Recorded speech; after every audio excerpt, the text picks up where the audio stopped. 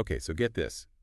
You're holding a warm, gooey gulab jamun, right? And you've maybe thought about, like, what makes that perfect syrup-to-dough ratio, haven't you? Or maybe, like, you're looking at a skyscraper and thinking, how'd they even start designing that thing? Well, get ready to unlock those secrets, because today we're diving deep, deep, deep into the surprising geometry of, well, everyday things. Yeah, it's really wild how often we see these objects, and they seem so visually complex, but really, underneath it all, it's these elegant math principles, especially when we're talking surface area and volume. We're going to be looking at excerpts from a 10th grade math textbook to help us wrap our heads around all this. Don't worry, though. We're not here to, like, relive those high school exams or anything. We're talking about rediscovering the cool math stuff, the magic that's, like, hidden in plain sight all around us, right? Exactly. And, one of the first things this textbook jumps into is how important it is to break down these complex objects into simpler shapes. You know what I mean? Like, think about a fuel truck. Seems like a complicated shape, but it's basically just a cylinder, right, with two hemispheres stuck on the ends. So, like, we're math magicians sawing a lady in half, but with shapes. Yeah. Okay, so why is that so important, this whole breaking things down approach? Yeah. I mean, in math and engineering. I don't really see the connection. Well, it lets us use those formulas that we all know and love, to solve problems that seem way harder than they really are. If we can take something super complex and break it down, like deconstruct it into basic shapes, cones, cylinders, spheres, then bam, we can just use those formulas we already know to figure out things like, the surface area, the volume, all that. So we don't have to reinvent the wheel, the geometrical wheel, every single time, right? We're just breaking things down into bite-sized or shape-sized pieces. Exactly. And this whole idea, it's not just for textbook problems. It's like the foundation for figuring out everything from how much material you need to build a bridge to how much liquid can fit in, anything, really. And speaking of things that can hold liquids, containers, let's talk about a shape I bet most people have never even heard of, the frustum. Oh, yeah, the frusta. I know. It sounds like something out of, like, a sci-fi movie, right? It does sound a little intimidating, I have to admit, but it's actually pretty straightforward, once you wrap your head around it. Okay, so picture this. You've got a cone, and then imagine you just slice off the top part, nice and clean cut, parallel to the base. What do you have? A mess. Well, yeah, maybe a little messy, but you've got yourself a frustration. Just think about a regular drinking glass, or even like one of those fancy hats, a fez. Okay, now I'm starting to see it. Yeah. And I bet these frustums are hiding everywhere. Oh, absolutely. They're like little geometry ninjas. You're like, they're everywhere, but we don't even realize it. Exactly. So, okay, the textbook, it talks about this toy rocket, right? A classic, cone on top of a cylinder. Yeah, it's a perfect example, actually, of combining these really basic shapes. So say you want to paint that cone red, right, and the cylinder blue. You'd need to figure out the surface area, right, of each part so you know how much paint you need. It's like a geometry problem, but with, like, way more flavor. Right. And speaking of flavor, the textbook, it also dives into, get this, gulab jamun. Oh, yeah. Those delicious, syrupy little spheres. The perfect example for talking about volume calculations. Oh, okay. But it gets even cooler. We can actually use volume, right, to figure out that perfect syrup-to-dough ratio. Oh, really? Yeah, usually it's about 30% syrup, and that makes sure each bite is, like, exploding with flavor, but not overly sweet. I never knew there was, like, math behind the perfect gulab jamun. That's amazing. Right, and it's not just sweets and rockets. Remember that disappearing water thing we talked about before?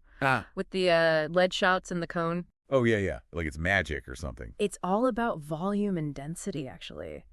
Like, think about holding a ping pong ball in one hand and then, like, a golf ball in the other. They're basically the same size, but one's way heavier, right? Yeah, totally. And that's because they have different densities. Okay, so densities, like how much stuff's crammed into a space. Exactly. So with the lead shot experiment, even though those little lead shots take up less space than the water they push out, they're way denser. So the water level goes up and then boom, it spills over. So it's not actually disappearing. Nope. Being, like, evicted by those death little lead balls. Exactly. That's such a cool example. And, while we're on the topic of things changing, like transforming, what about, like, when a shape changes, but the volume stays the same?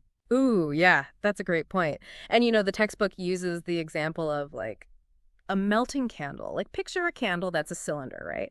If you melt that down and then pour that wax into, like, a rabbit-shaped mold, the shape is completely different, obviously, but the total volume of the wax is exactly the same. That's like magic, but with math. Yeah. So this isn't just about candles, though, right? Oh, no, not at all. This is like a big deal. Conservation of volume, it's called, and it's super important in the real world, like in metallurgy. Metallurgy. Yeah. The textbook, it talks about making wire out of a copper rod. Okay, how does that work? So picture a solid copper rod, right? You take that rod and you stretch it out so it becomes this long, thin wire. The volume of the copper doesn't change at all, but the shape, it totally transforms. And you know what's really wild? What? That wire ends up being super, super thin, like way thinner than you'd probably imagine. But it has to be that thin because that volume has to stay the same. That's incredible. It really makes you think about, like, all those unseen forces that are at work all around us all the time. So, okay, we've talked about all these shapes, right? But let's go back to that mystery shape, that frustum. We know it's like a cone, but with the top lopped off. But, like, why is it so special? Yeah. And where else does it show up? Well, what makes the frustum so cool is that it's kind of like this bridge between like a cone and a cylinder. It's got a little bit of both in it. Oh, okay. And that makes it super versatile. And, you see it all over the place, both in nature and like in things that people make. It's pretty wild. So it's like the frustum is like a shape-shifting master of disguise. You know? Yeah, it's taking on all these different forms. Right, adapting. Okay, so where else, besides like drinking glasses and those hats, where else would we see frustums?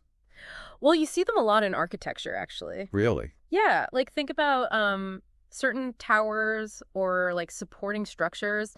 They often use that frustum shape because it's really stable, but also it just looks cool. It's amazing how a shape we like never really think about is actually like holding up the world around us. You know? Right. And it's like, just like with the cones and cylinders, we can actually use formulas, right, to calculate the frustum's volume and its surface area. Oh, okay. Which is super important for like engineers, construction, all that. So like if I wanted to build, I don't know, like a water tower and I want it to be like this cool frustum shape, I'd have to use those formulas so I'd know how much water it could hold or even like how much material I would even need to build the thing. Exactly. I mean, those formulas, they're like the tools that take these like kind of abstract geometry ideas and they make them real. Like they give us real world solutions. It's pretty amazing. I know. This whole deep dive has totally changed how I see the world. Like I'm never going to look at a Gulab Jamun or like a toy rocket, even a water tower, the same way again.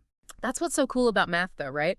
It's not about, like, memorizing a bunch of formulas. It's about understanding these amazing principles that are, like, the rules of the universe, from the tiniest little things to the biggest, most massive structures. It's all connected. Wow. So what you're saying is, like, next time I see something, like any shape, I should try to, like, break it down in my head. Yeah. See the basic shapes. Totally. You might be surprised at what you discover, all that hidden order, that beauty that's all around us. I'm going to be walking around with my, like, invisible geometry goggles on now. Yes! Thanks so much for this awesome deep dive. It's been amazing. My pleasure. Glad you enjoyed it.